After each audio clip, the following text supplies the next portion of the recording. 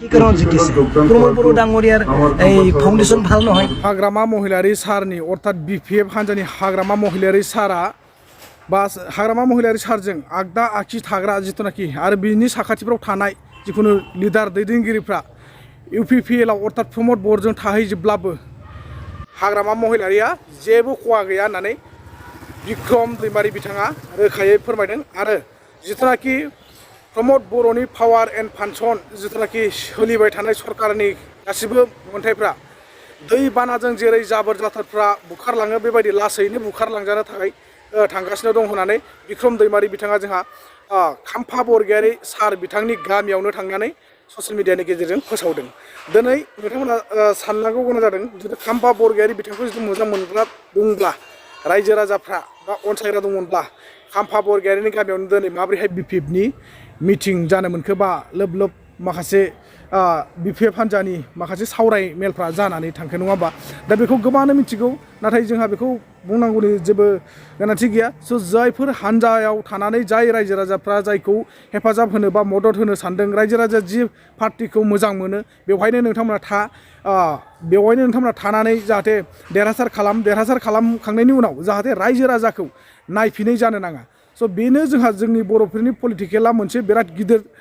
फोथाय खेबस' खालामो रायजो राजाखौ बा रायजो राजानि सेराव जेब्ला इलेक्सन भटआ खाथि जायो अब्ला सैमा फाग्लाफोरबायदि लिडारफ्रा थांनानै आथिं हमै हमै खुलुमथाब आखाइ खबजब भट बिहैयो नाथाय आरो गोबांथार बे भट बिनायनि गेजेरजों बा आथिं हमनानै खुलुमनायनि गेजेरजों गोबांथार समायखेरा बा खोथा बाथ्रा होबोयो नाथाय दिनैनि दिनाव जों गासिबो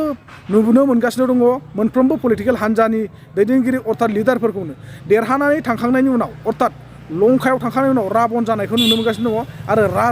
गादियाव जिरायखांनायनि उनाव राजा महरै थाबाय थानायखौ जों नुनो मोन्दों नाथाय बै जिथुनाखि रायजो राजानो इलेक्सन खाथि समाव थांनानै बा केम्पिंनि टाइमाव जिबायदि रादाय होबोदोंमोन जिबायदि खोथा बाथ्रा होबोदोंमोन जिबायदि समायखेरा लाबोदोंमोन बैफोरबायदि खामानिखौ मावफुङैखौ जों नुनो मोनगासिनो दं आरोखि दा बेफोरबायदि जायोब्ला लासै लासै जोंनि बर'नि रायजो राजाफ्रा आइ आफाफ्रा मा जागोन मिथियोना बर'नि जोंहा पलिटिकेलनि लिडारफोरखौ रावखौबो राव फोथायै जागोन दा बेफोरबायदिनि थाखायनो इयुनाव आरो फिउचाराव गोदान पलिटिकेल हान्जा जोंहा मजबुत गायसननो सानब्लाबो माब्लाबाबो जाफुंनाय नङा आरो बेफोरबायदिनि दारैनो जोंनि बर'नि पलिटिकेलफ्रा मोननैजों मोनसे जानो हायाखै मानो होनना बुङोब्ला जोङो गादिखौ गावजों गाव सेलायलायबाय थायो जोङो गादिखौ प्रमोद बर'आ लाबाय थायोब्ला आंहा जेबो मोननाय नङा सानो जा हाग्रामा महिलारि सारा आरो हाग्रामा महिलारिया जुदि गादिखौ लायोब्ला प्रमोद बर'आबो सानसै आंहा जेबो बेनिफिट जानाय नङा जेबो लाबालाब जानाय नङा जेबो थाखा फैसा आं बोनथुमनो हानाय नङा आंनि बिसि फिसा न'खरा उदै खालि जानांगोन बा राननानै थानांगोन बेफोरबायदि सानो आरोखि थ' बेफोरबायदि नङा नोंथांमोना सानैजों जुदि बिदा फंबाय हिसाबै बर' जाबाय जेब्ला बिमा सासेनिनो फिसा सानना लानानै बिफा सासेनिनो फिसा सानना लानानै गोरोबलायनानै नोंथांमोना जुदि खौसेयै जुदि इलेक्सनखौ गेलेलायोब्ला जोङो आरो बेवहाय इलेक्सनखौथ' जोङो बे समाव माने खौसे जायोब्ला गेलेलायनांगौ दरखारानो गैया ओरैनो उइनाराव जों देरहालायखायो मानो होनना बुङोब्ला फ्रायानो जोंनि बर'फोरनि गेजेराव बा बिटिआर ओनसोलाव AGP दङ BJP दङ कंग्रेस दङ बिथांमोनालाय मा नङा होमबा जोङो जुदि बर'नि लिडारा खौसे जानायखौसो जों रायजो राजा आइ आफा बिथांमोनहा नेनानै दङ बा माब्लानि समाव खौसे जागोन नैखौसो सानगासिनो दङ बा बिनि थाखायसो सिन्था नांगासिनो दङ बर'नि लिडारफ्रा खौसे जायोब्ला रावबो बर'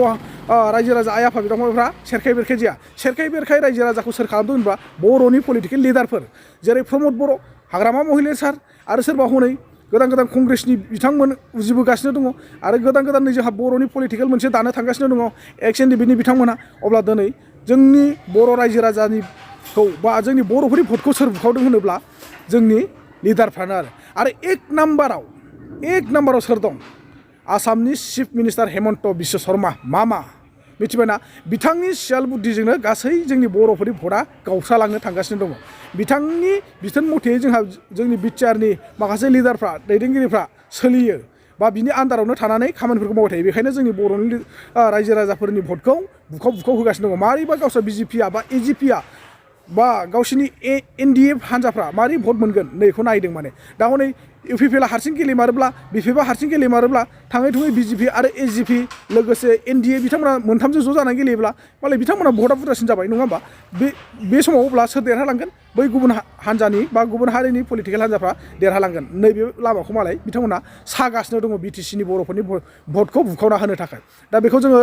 जोंनि बर'नि लिडारफ्रा बुजिना मोनाखै अबश्य बुजिदोंबो जानांगौ खिन्थु थाखा फैसानि लबाव माने गोजावनानै दं आरोखि बेनोसै लोगोफोर आं बुंनाया दा नोंथांमोना सिगाङाव बिक्रम दैमारि सारा बा बिक्रम दैमारि बिथाङा मा बाथ्रा बुंदों जोंनि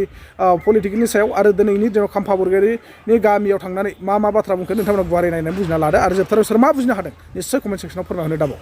মই ভাবোঁ হাগ্ৰামা মহিলাৰীৰ ওচৰত থকা ওৱে ভাৱে লেফ্ট ৰাইট হেণ্ড যিমানখিনি লিডাৰ্ছ আছে প্ৰমোদ বড়ো ডাঙৰীয়াৰ লগত একযোগ হ'লেও একো BPFৰ অলপো ক্ষতি নহয় আৰু যিবিলাক প্ৰমোদ বড়ো ডাঙৰীয়াৰ লগত একযোগ হ'বলৈ বিচাৰে তেখেতসকলক লৈ যোৱাৰ পিছতো একো লাভ নহ'ব কাৰণ কি লাভ নহ'ব প্ৰমোদ বড়ো ডাঙৰীয়াৰ UPPL ৰাজনৈতিক দল এই বালুৰ মাটিৰ ওপৰতহে ফাউণ্ডেশ্যন তেখেতৰ যিটো বিঠা বালুৰ ওপৰতহে বিঠা বানপানী আহিলে তেখেতৰ এই যিটো বনোৱা ফাউণ্ডেশ্যন ভাঙি পেলে লৈ যাব পাৰি এক্সাম্পল হিচাপে যোৱা MP ইলেকশ্যনত আমাৰ এই মাননীয় এই লৰেন্স ইছলাহাৰী এই প্ৰমোদ বড়ো ডাঙৰীয়াৰ ৰাইট হেণ্ড আছিল তেখেতৰ সমষ্টিত কোনে জিকিছে MP ইলেকশ্যন MLA চেগমেণ্টত হাগ্ৰামা মহিলাৰ যেতিয়া BPF দলে জিকিছে জিকিছে কাৰ চৰকাৰ UPPLৰ চৰকাৰ BJP UPPL GSP ইমান মিনিষ্টাৰ MLA MP বিলাক আহি পেলাই কেম্পেইন কৰিছে তথাপিও MLA চেগমেণ্টত আমি লৰেন্স ডাঙৰীয়াৰ সমষ্টিত আমি জিকিবলৈ সক্ষম হৈছোঁ লৰেন্স ডাঙৰীয়াটো বেয়া মানুহ নহয় হয় নহয় তেখেতে এই চাদা চিধা ব্যক্তি হয় চাদা চিধা MLA হয় তেখেতৰ সমষ্টিত আমি জিকিবলৈ সক্ষম হৈছে কি কাৰণত ফাউণ্ডেশ্যন ভাল নহয় ফাউণ্ডেশ্যন ভাল নহয় তাৰ কাৰণে আমি জিকিবলৈ সক্ষম হৈছে 2 নম্বৰ দৃশ্য আমাৰ ওদালগুৰিত থকা প্ৰমোদ বড়ো ডাঙৰীয়াৰ left hand deputy chief BTC তেখেতৰ সমষ্টিত আমি জিকিবলৈ সক্ষম হৈছে MLA চেগমেণ্টত আমি জিকিছে তেখেতৰ কোটি পইচা আছে বহুত ষ্ট্ৰং তেখেতসকলে গভৰ্ণমেণ্ট কৰি আছে ষ্টেটৰ পৰা চেণ্ট্ৰেলৰ পৰা CM মিনিষ্টাৰ MP MLA বিলাক লাগি আছে তথাপিও আমি গোবিন্দ বসুমতাৰী ডাঙৰীয়াৰ সমষ্টিত MLA চেগমেণ্টত আমি জিকিছোঁ কি কাৰণত জিকিছে প্ৰমোদ বড়ো ডাঙৰীয়াৰ এই ফাউণ্ডেশ্যন ভাল নহয় বানপানী আহিলে লৈ যাওঁ ইমান ডাঙৰ বানপানী আহিব লগা আছে BTC এই অলপ বানপানীত যদি গুচি যায় এই সময় আহিলে কি হ'ব তাৰ কাৰণে আমি কৈছোঁ এই BTCক বচাবৰ কাৰণে আমি লাগি আছোঁ আমি এই টকা পইচাৰ লোক থাকিলেহেঁতেন প্ৰমোদৰ লগত থাকি মই কাম কৰিলোঁ হয় টকা পইচা বনাব পাৰিলোঁ হয় হয় না নহয় মই ঠিকাদাৰ হিচাপে কাম কৰিব পাৰিলোঁ হয় পইচা দি পেলাই মই প্ৰমোদৰ পৰা মই এই ঠিকা কাম কিনি পেলাই কৰিব পৰা নাই হয় না নহয় কিন্তু আমাৰ লোক নাই BTC বাচাব লাগিব ইয়াৰ পিছত গোটেই হৈ যাব এই মই কৈছোঁ কোনো লাভ নহ'ব বেয়া দিন আহি আছে প্ৰমোদ বড়ো ডাঙৰীয়াৰ ৰাজনীতিক এই লিডাৰবিলাকে যিহেতু গৈছে